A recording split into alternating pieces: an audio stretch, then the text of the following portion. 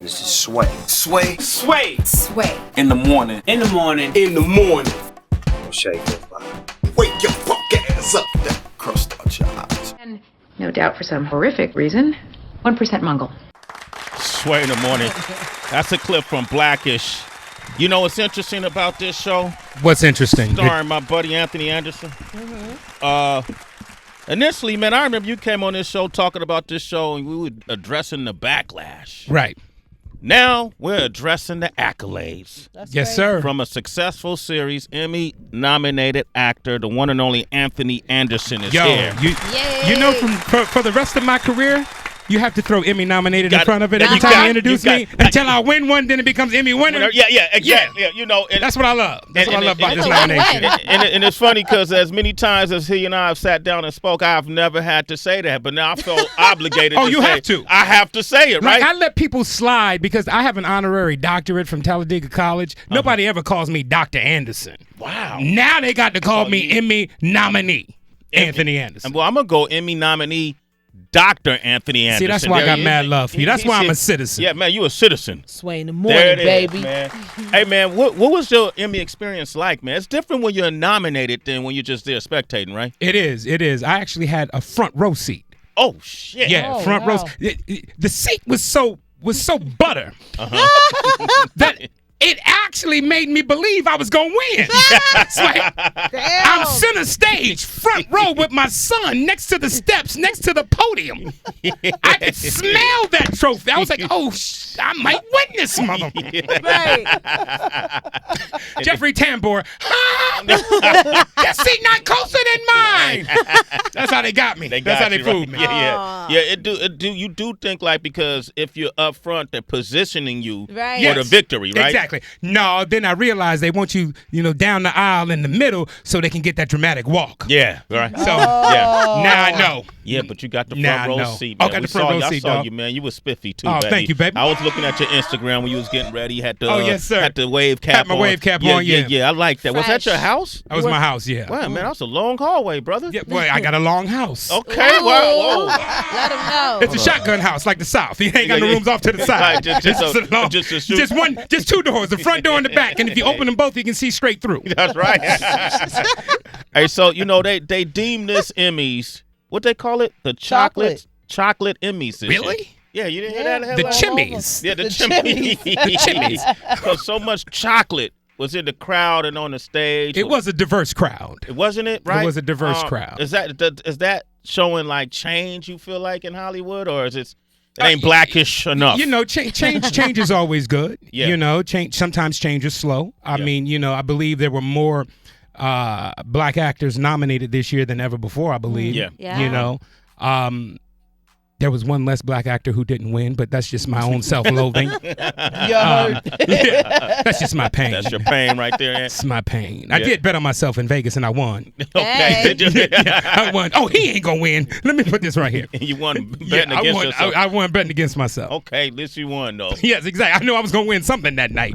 It was an interesting night for me, man. Viola Davis, most amazing, impactful speech we've seen in a long time. But who was this idiot, this General Hospital actress? So Viola Davis, we all saw, made history. She won outstanding lead actress. First time. In a drama series. Yes. And everyone saw the speech. It was so stirring. It was just...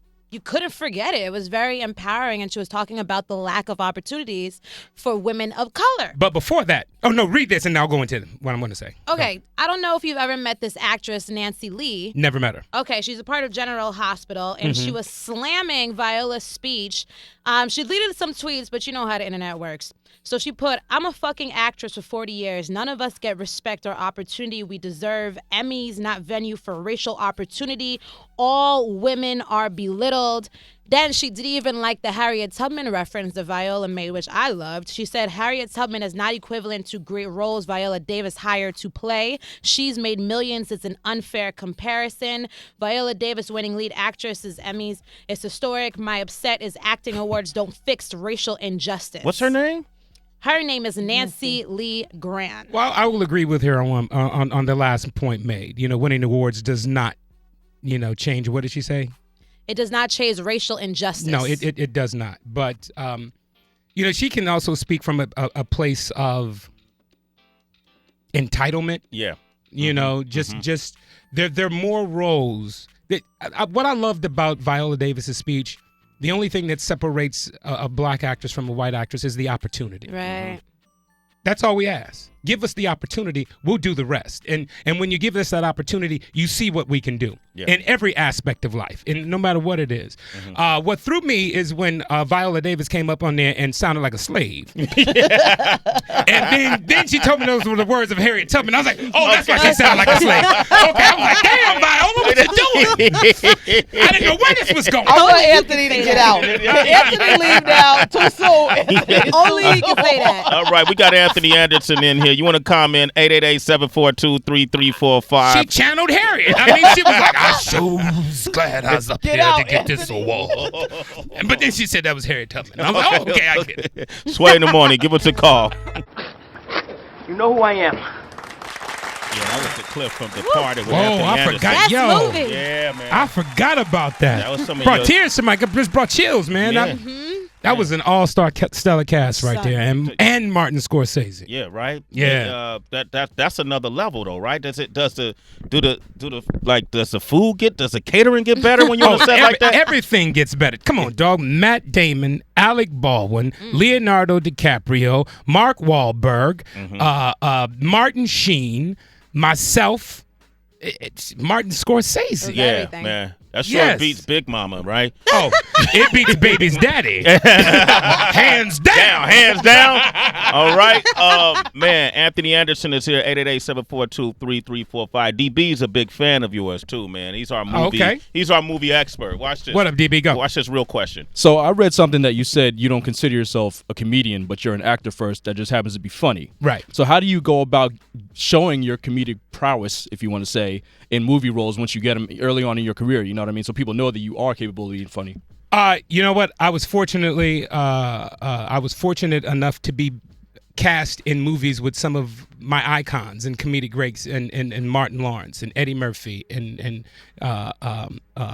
Bernie Mac and Jim Carrey, and working with the Farrelly brothers and working with all these people, and you know, those were my first few movies. Big Mama's House, you know, Me, Myself, and Irene, you know, things like that, and just to get to work with those caliber of people. A lot of people thought that I came from the stand-up world because, you know, I was in there and, you know, I was a fresh face and I was doing my thing. They were like, where the hell did he come from? Well, I come from Compton.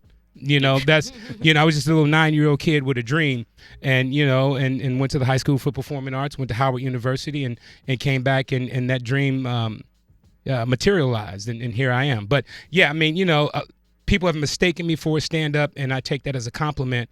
But that's not what I do, and that's not who I am. That's a completely different beast, and I don't even pretend to be that because that's not where I am. And but I love the comparison.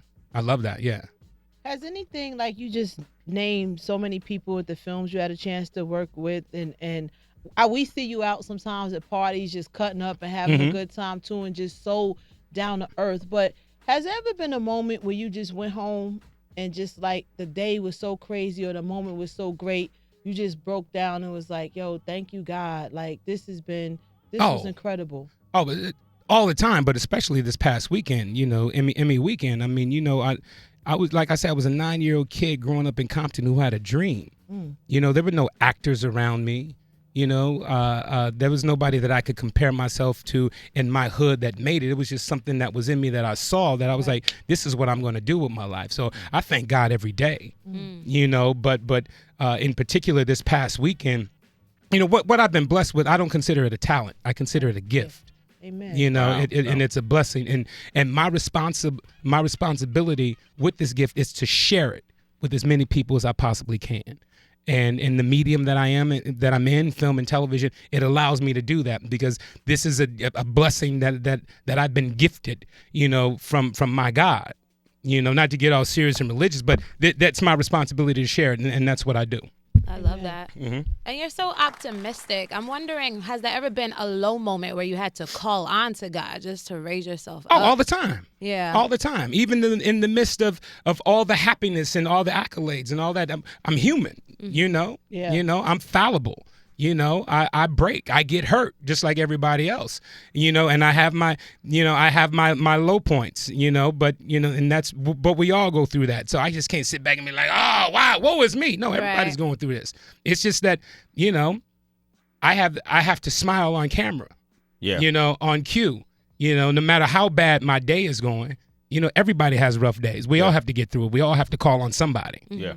Are you hungry a lot, man? Because you have to maintain your weight for a long time, brother. You know what, Sway?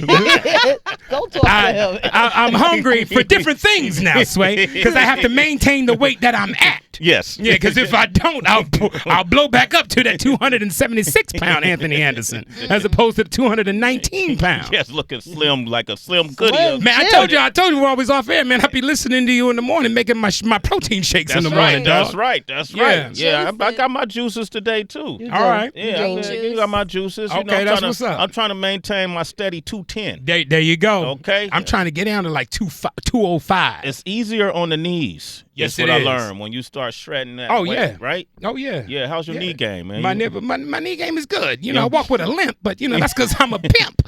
No. Hey, we got Rob on the line from Slave Compton. limp. Rob, what up, man? You call me Viola? Oh. Hello? You a slave limp. We hear you, brother. Talk.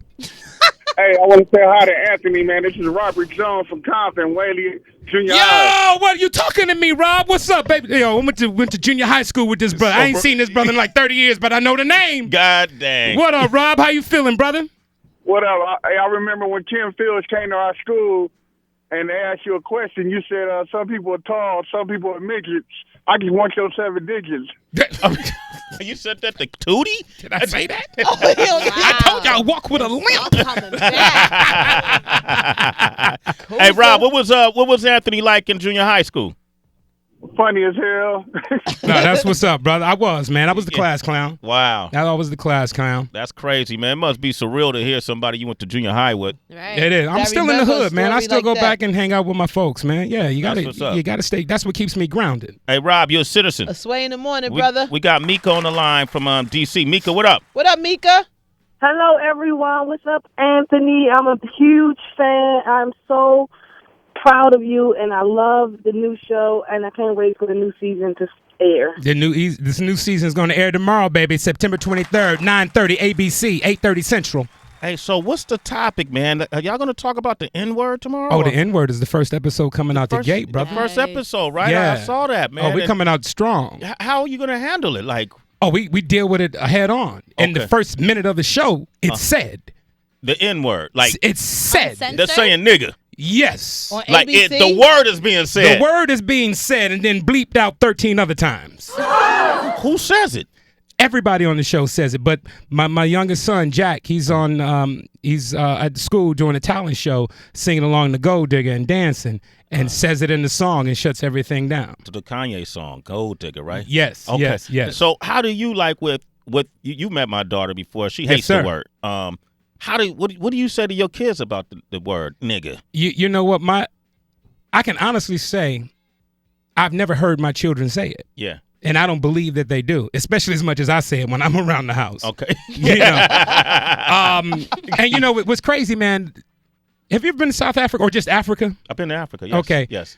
I've been to Africa 3 times now. Every time I go to Africa, that's how they greet me. And it sounds so much different. Really? It hurts me. Uh-huh. When I get off the plane and the first African brother that I saw called me that.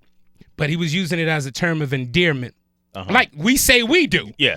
But I didn't expect to hear that. How the way did he I say heard it? How did he say it? It was just nigga. And I was just like, yo, that hurt my heart.